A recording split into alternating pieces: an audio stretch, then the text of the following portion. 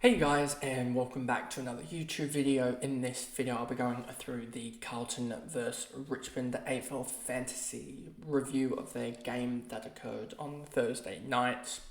Carlton running out 5-point winners in what was actually really it was a not high quality game, but a really intense game and a really good watch for neutrals. I was able to watch again the last quarter. That seems to be what I get to watch on the Thursday nights, which is still a pretty decent amount. And was tracking it throughout the night, so I was able to see a little bit of what was going on, as I believe we've got some tree cutting outside. So if you can hear that, that would be a little bit annoying, but hopefully it's not too loud. But anyway, before we get into this video, remember to like and subscribe, turn the notification bell on so you know when I upload, and let's get into this recap. So first of all, you will see that there was quite a different top scorer. We had Vlosten and Bolter. So that was a really weird one. We had Vlosten, Bolter, and then Newman and De Koning at 107. So it was really tight up the top. No one really went nuts to end the game. Well, for the whole game, we saw sort of players go off for quarters. I know that De Koning almost put up, a 50 bomb in the last quarter to really propel him upwards. But yeah, Nick Newman, a 107 overall. We'll start with him. Just a pretty consistent, but that second quarter really set him up for the big one. But obviously with his break even, whatever it is, I think it's 121 for considering his, I'm not 100% sure, but yeah. So I'm pretty sure he's going to go up go down roughly 10k also.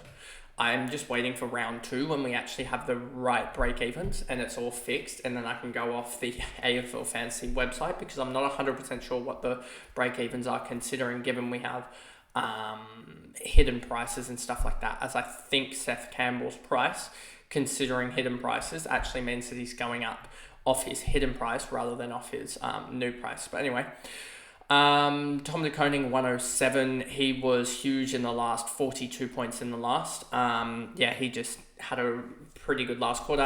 Got lucky with a 50-meter penalty that was about 60 meters, which pretty much got him in range for a goal, which got him basically +6. But he would have been at 101 anyway without that +6. So he was still absolutely huge. He looks like one for the future. In the next year or two, he could develop into a really fancy, relevant ruckman, especially if they don't have the likes of Pitnet actually playing. Then we have Harry Mackay, 103, is probably almost best on ground with his effort here. 3 goals straight. Looks like he's gotten rid of the kicking bugs. What's he now? Something like across the whole season now, I think, including that preseason game that they at least tracked. I believe he's now 9 goals 2 or 9 goals 3. So yeah, he's been really accurate. First kick that I saw that he had, I believe it was this one here, this 347 one. It was pretty straight in front and then almost didn't go through, but it did the job that was necessary and got the goal. So I mean, he did his job as a key forward. Just checking the light, it doesn't look so light on the screen. Anyway, but yeah, so Harry Mackay, he did really well, and not a fancy option or anything, but yeah, just another one that you can only really consider in the last couple rounds if he does have a really good schedule. I haven't looked at the Carlton schedule post sort of that last sort of 2 or 3 rounds, like we were saying with, I think Tex Walker was an option last year, or maybe was it Jesse Hogan? Someone came up late with 2 really easy matchups and they almost actually became an option even though they're a key forward. Paddy Cripps 100, just couldn't go there after his opening 70, I want to say, or something. But yeah, 100, 8 kicks, 23 handballs, and 7 tackles for his 100. So yeah, he did all right, but not really an option given that he has the bye now and also will have a break even that's like 85 or whatever, 90, so I don't reckon he's an option.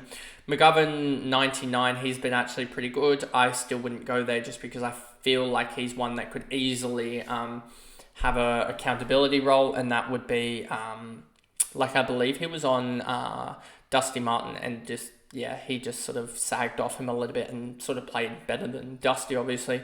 So yeah, I wouldn't be going to McGovern, and I'd be going to other options.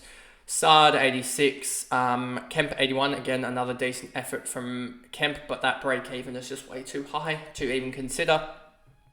Curnow 78, so just shows he can score, even though he's a key.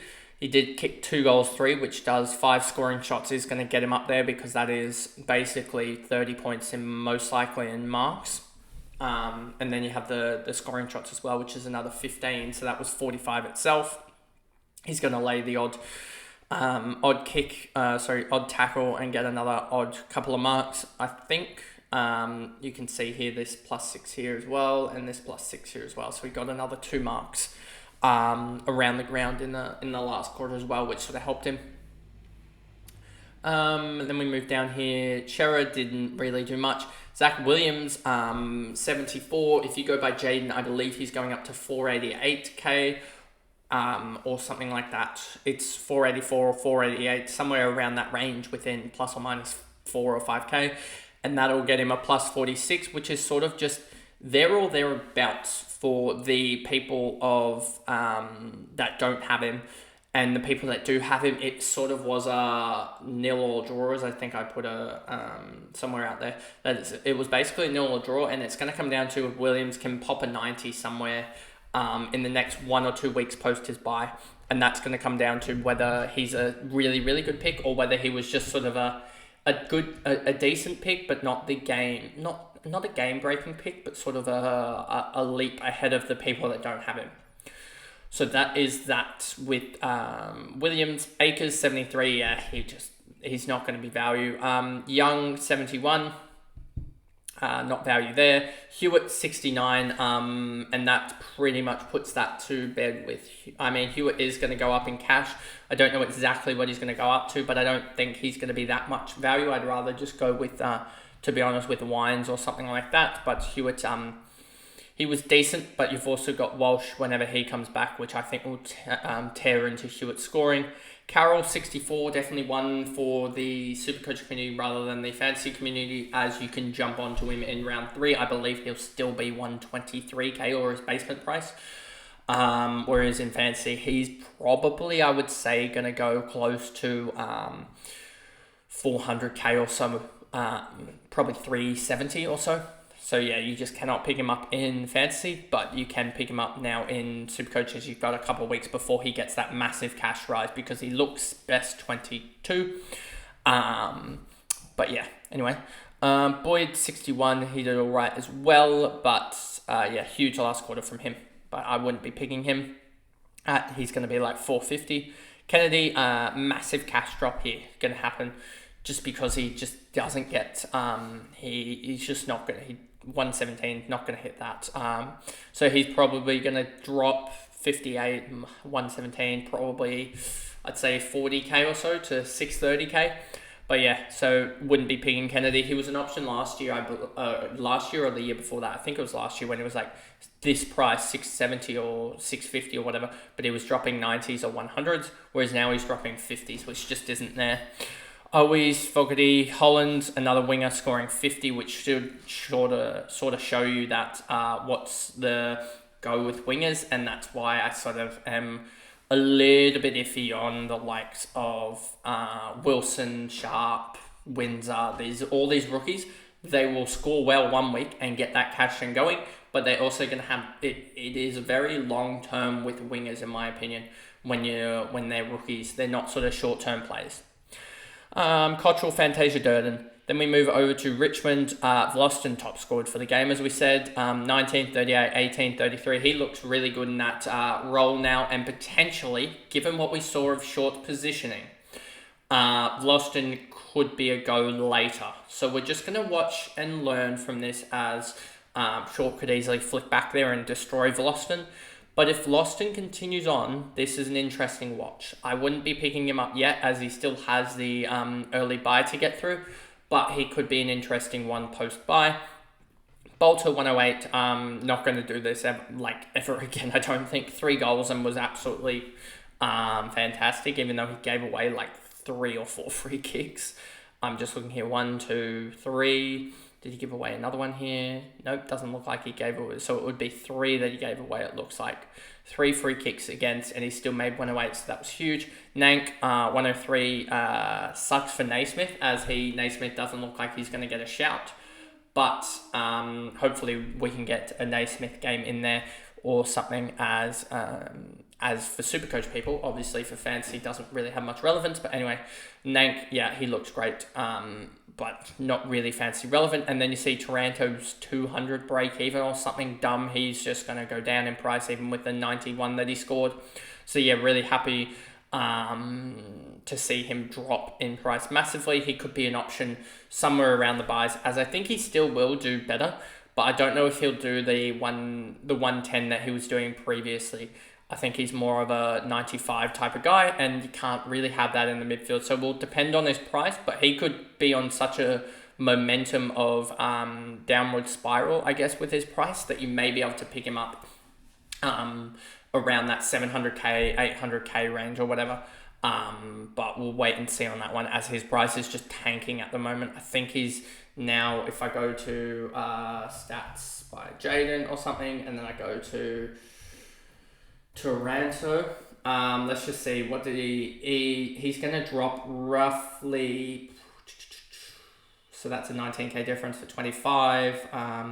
He's going to be more towards this end, so I'd say he's going to drop 85k, which is around that 930k range. So 930k plus he's probably going to have a stuffed break even. Pretty much shows that I don't think he's going to be a pick. Let me just, anyone here that I was really looking at for what their break even was going to be? Let's just check what McGovern's going to be. McGovern went basically 100k, so yeah, he's only 680k or whatever, so I wouldn't be going there either. And then you have Veloston as well. Veloston, yeah, it's like 755k, so not much relevance there either. Then we have Baker here as well, 85, decent, but I'd wait and see on Baker. As we can see with Baker, he had a really poor first round, I believe. Yeah, really poor first round, so we're still going to be sticking around that 600, but he could be one that gets a good roll later on in the season or something, and is around that 600, 700k range. So I'd be just watching out for him, given that he's in that range where he's an easy pickup for a forward. If you need sort of not really a downgrade target, but someone to just swift off in the forward line, as I think Baker is one that could average 90 quite easily, and that's almost a top 6 forward there. Dusty, 76. He looked all right, but not fantastic, as you can see here. Really good in the first quarter, but then fell away. Baker, very much in the third and the fourth. He did his job. And yeah, 68 point second half for Baker after a 17 point first. Yeah, so hopefully we can get a better role for Baker. But yeah, he's going to stick around that sort of 620k range for the next couple of weeks, I would suspect. Hopper, 74, so he's going up slightly in cash, mostly off the back of first 2 quarters, but then he started to slow down. I think them having 2 spots on the bench basically for the second half didn't help the Richmond, especially their mids out there, and they just slowed to a halt. Short had this forward role, which was absolutely shocking, and yeah, no thank you for a defender. He's going to drop in cash now, I believe, even after his 100 in the first week. He has basically got he had a break even of 80, so I think full break even of 66. So he just, I think, went up in cash just slightly, I believe, but I'm not 100% sure with that and how that necessarily works with that. But I believe he's gone up just like 1 or 2 or something, or maybe that 76 is right, and he's actually going to drop in 1 or 2k. Not 100% sure, but yeah, he's not an option at all at the moment. Bolton, 64, 146 break even. He's going to cannon down in price. McIntosh, 61 on 84 break even. He's going to go down in price, but he's not relevant. So is Jack Ross. Ross isn't relevant. Lynch started off on fire and then did a key forward thing and didn't show up in the last 3 quarters effectively, and he's not relevant. Pickett, not relevant. Rioli, not relevant at all. He's going to cannon down in price as well.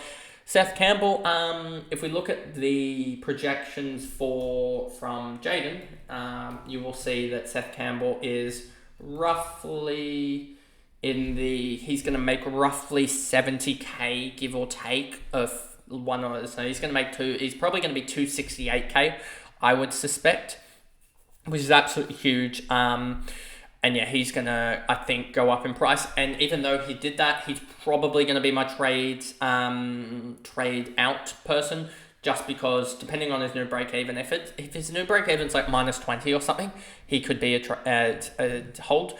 But he is definitely one that, given the role, I don't necessarily like the role, so I may just flip him immediately and get out of him. But he feels like a slow burner, so that'll be something. But I do like that I got what looks to be 70k out of him, and that is exactly what I wanted out of an opening round player, as he started the cash gen needed, as we sort of need around, probably going to need around that 21 million, I'd say, around. So we need to make sort of 5 million, I'd say, as you have sort of 22 guys on field. They're all going to be roughly probably 900k on average, or about that in the midfield, 800k in the full in the defender slots, and around that 750k in the forward slots, which is roughly, I would say, what's that going to be? So that's going to be sort of 1.55 times 6, 9.3 plus probably around 1.8, plus the 8 midfielders at around 900k, which is sort of 7.2 equals that. So yeah, it plus another, say, 1 million that you're probably going to need, and then you're going to need sort of 8 guys on the bench, which are all 200k. So you're probably going to leave another 200k on the bench. So you're probably going to need, I would say, let's just put it that, probably 21 million, I would say, is roughly the team value that you need. And we're at 16 million at the moment, so you need roughly 5k, and Campbell's made 71k. So that was huge out of a rookie in one round. And even you could say with Williams as well making 40k, you're on the way there. You're 50th or whatever of the way there. So yeah, obviously you're going to have guys that dip in price, etc. and etc. But yeah, they made a good start there, opening round guys. Broad, Dow, Rioli, Mansell, Prestio, Grimes, Gibcus, for the people that fielded him in Supercoach. I feel bad for them. I feel bad for Gibcus because he looks like a quality player, and he just came back from hamstring injuries and stuff. So yeah, he looks like a quality player. I think even in this draft year, I wanted him as a prospect, but yeah, it looks disappointing that he went down with a suspected ACL, which I think will be probably confirmed in a couple of hours, probably almost by the time that this gets released. And then you have Tyler Young as well on an 8. So yeah, anyway, that is the video there of the Carlton versus Richmond game, in which we went through basically the only guys that are relevant at this point in time are tracking Nick Newman post-buy as an upgrade, tracking the cash generation of Zach Williams, and then probably Campbell, and also watching Short's role, I guess, are the only pickups I'd say from this game. But anyway, that is the video, and I'll see you guys in the next one. Bye, guys.